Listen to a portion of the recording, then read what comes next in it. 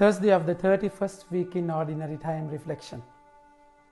At the time, the tax collectors and sinners were all drawing near to hear Jesus. And the Pharisees and the scribes grumbled, saying, "This man receives sinners and eats with them." So he told them this parable. My dear friends, so sinners, broken, downtrodden, are coming towards the Lord because He is the hope of hopeless. And He gave them strength to stand up. He healed the crippled. That is a sign of the kingdom. So they all gathered towards Him. Sin, of course, tarnished the relationship with God.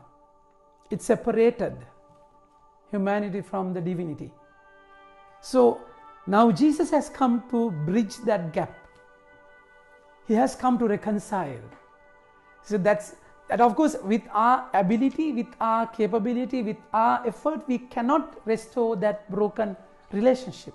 For that, there is a price to pay. So that's exactly why now the sinners are gathering towards the Lord. My dear friends, see the steps of reconciliation. What man of you having 100 sheep, if he has lost one of them, does not leave the 99 in the open country and go after the one that is lost until he finds it? Now, when it comes to sheep, sheep culture, sheep is a very vulnerable creature. He hardly has any defense mechanism. You know, when sheep is fallen upside down, he finds it difficult to stand up again and walk. That kind of, sheep can easily trod away and lost. So that kind of nature. The Lord is saying the lost sheep. But then you have to remember, the state of being lost is not a blessed place if your heart is not broken. If you realize that I am wrong, like the tax collector who was beating against the chest and said, "Mena culpa, mena maxima culpa." It's my fault. You can never justify sin. You have to remember that. So in the other hand, if the sheep continues to go away from the flock, shepherd won't be able to find it. If the sheep is entangled in a thorny bush or whatever it is and shouting for help, only the shepherd can find it. So once he finds the sheep, he will bring the sheep back to the fold. That's important. That's exactly where the place of rejoicing. You bring the sheep back. Sin separates you and love unites you. So the shepherd will take the sheep to his shoulder and carries him back to the fold. And now see the comparison. See the connection between carrying the sheep on the shoulder and carrying the cross on his shoulder. That cross is the price for the sheep to come to that shoulder of the shepherd. And that's beautiful. Once he finds a sheep, he rejoices. Not the 99 who think that they are righteous. That's important. There are those Pharisees, scribes and Sadducees and high priests. They thought they are right. Mind the word thought. In Jeremiah chapter 17 verse 9 it is said, thoughts are very deceptive. Mind is very deceptive. What you think is not right. Never. So that's exactly why this parable is said, my dear friends. And also the lost sheep, lost coin. The moment sheep, of course, partly responsible for the state of being of losing himself. But when it comes to the coin, coin is completely innocent. In the side of the coin, there is nothing. Completely innocent. But because of someone else's fault, it is lost.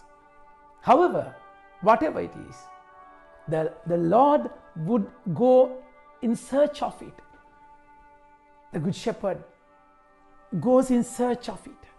That's the very, very fact of incarnation, where the Lord coming down from heaven in search of the lost one. But then you can be lost and pride can blind you.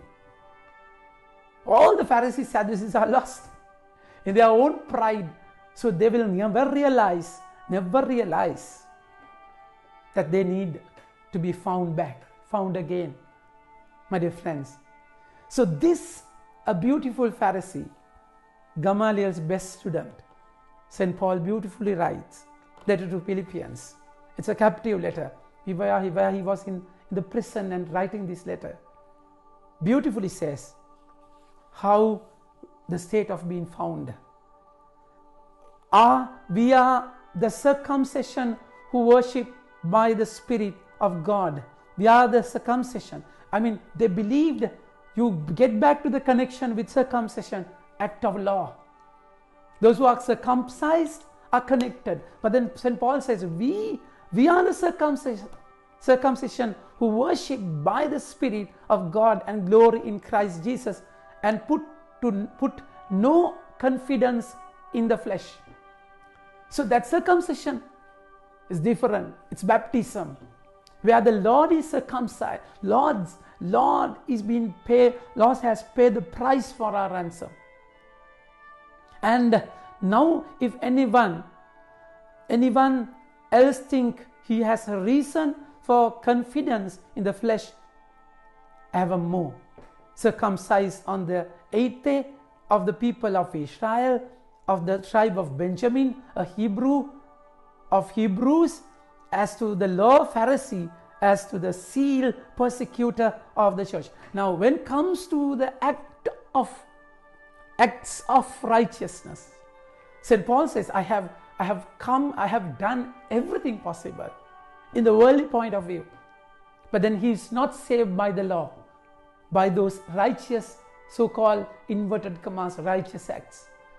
He was simply saved by faith.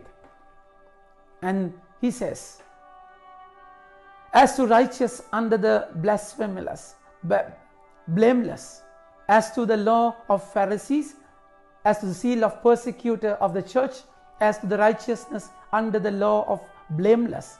But whatever gain I had, I counted as a loss for the sake of Christ. It's not by gaining, it's by losing, letting go.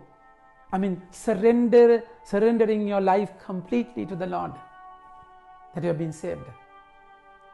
You surrender, all your abilities, capabilities, your talents, everything, all your gains. You just surrender, leave and have Jesus only. Leave and have Jesus only. Then you will have only Him. The beauty of this Pharisee, Saul, who became Paul with a fall. Saul and Paul. Paul means tiny, little. He became so little after falling from the horseback.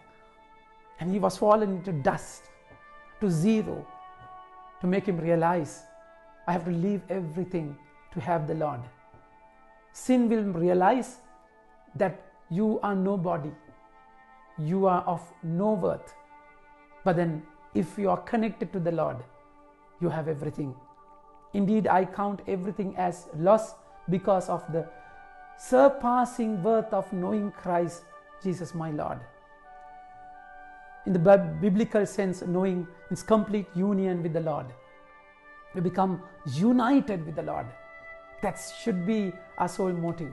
Of course, the state of being lost, and you're lost, you're fallen to zero, and you're being humbled, and now you come back to the Lord, come back in His shoulder, and you're being found.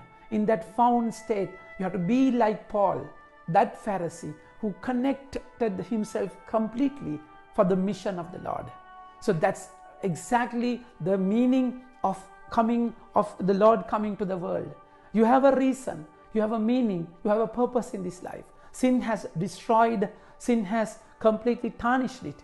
You have now that duty to come back and fulfill the purpose of the will of God. Amen. May God bless you.